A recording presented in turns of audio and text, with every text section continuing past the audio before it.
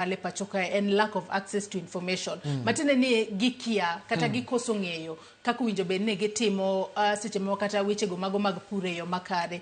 Ng'a winjo bed ni seyo kuom jopur koso bedo kod ng'eyo ewi kata kaka e kinde ma koro ipidho maua mari kacha mar mondo mi ne ni kata ka nitiere yath ma ikuoyo kacha mondo neg kute obed yath manego kute ok mahinyo maua makamano. Tiwacho kanyo ni winjo bed ni tiego jopur bende en ting' mar ng'a mar tiego jopur mar mondo mi ging'e ni mwandu na kadwa no dhi Amerika to winjo be ni chopo rang'iny makamae to mar mondo mi kadiu gi mwandu gi winjo be na luwo chikegi duto. Ng'a winjo be ni facilitate kata nyayo chenro mar puonjo jopur makamago. Erokamano. Koro ido ni nitiere migawo mopogore opogore, achiel kuom gi wanyalo wacho kaka weche mag pur. Sirikal sani nitiere kod migepe mopogore opogore, achiel kuom gi en Agricultural Extension Service.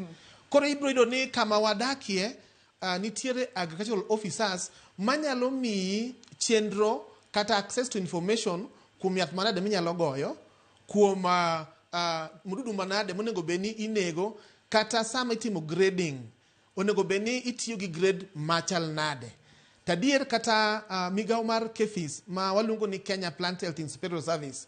Sani Kenya ka wantiere kod regions aboro.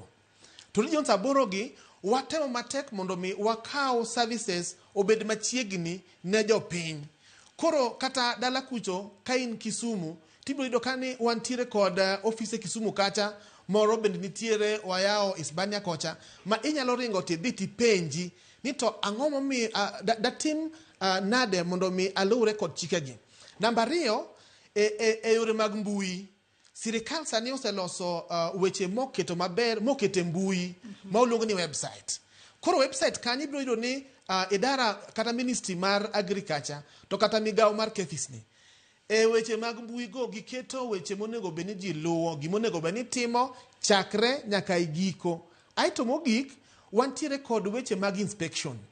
Sama iseloso mwandu ni miketo maber to idhi adhiya tipenjo ni to bende dubi mondo tim na nondo kata inspection mar ohala mar mwandu ma adwa timo ohala ni. Koro yudo ni sama gigi timore to wajabedo ga gi services ma waluongo ni reach out. Koro wanyalo loso chenro matin to nyiso jopur ni ma onego tim kama.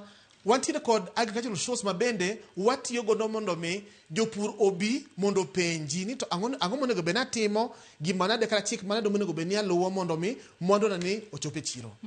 Atoka mwandu pok ochope chiro kacha, ma en japur. Ka ng'ato dwa donjo mar mondo mi en bende obed kod thuolo mar golo mwandu ne pacho kae, otere pinje maoko ka pinyno mano mar Amerika.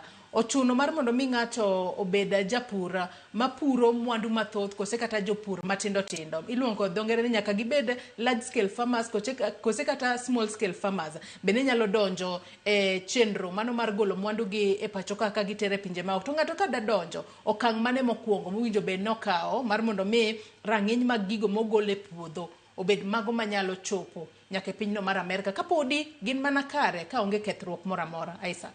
Erokamano.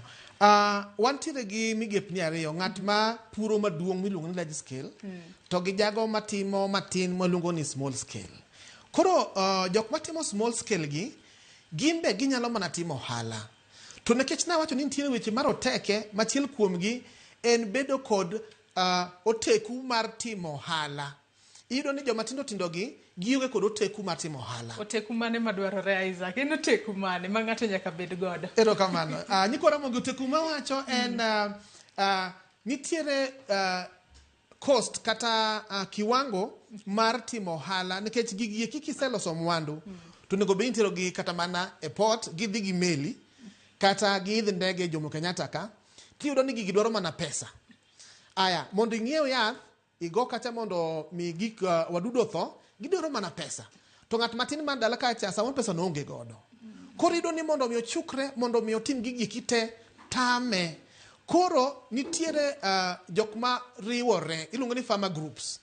Koro giriwore to gi loso mwandu kata mowuok e puodho, aito sama giriwore no to gisolo gik monego beni dwarore mar mwandu. Ka gisesolo kata ka en pesa no to giketo kanyakla, aito koro gin gi mijing'o mondo mi gitimnade gi los cost mar timo ohala no mondo ofaulu.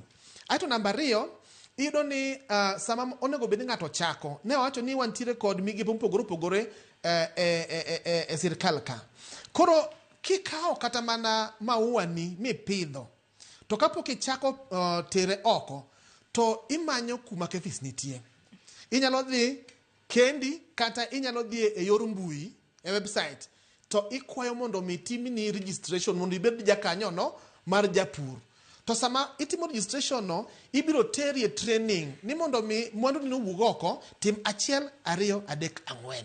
Koro kisetimo mago, to KEPHIS yieni mondo mi ibed jakanyo no kata japur manyalo tero mwandu ne oko. Aito wantie gi jok moko bende ma ok gipur, lakini gikawo kuom jopur matindo tindogo to giketo kamoro achiel moluongo ni consolidators. Koro consolidators gi ginyalo kawo mwandu japur matin cha to gi bei mamalo mondo mi sama koro osemiye pesa ne cha, en bende obed kod ohala. Koro kose kawo gi mogibedo consolidated, to itimo ne registration kaka consolidator mondo mi nyisgi onamo monego bed ni gikawo, aito bang'e no koro ginyalo tero mwandu gi oko. Erokamano. Ilero kanyo makare ahinya, to bende nyisa ni wendowa machielo mano Steven Makosedo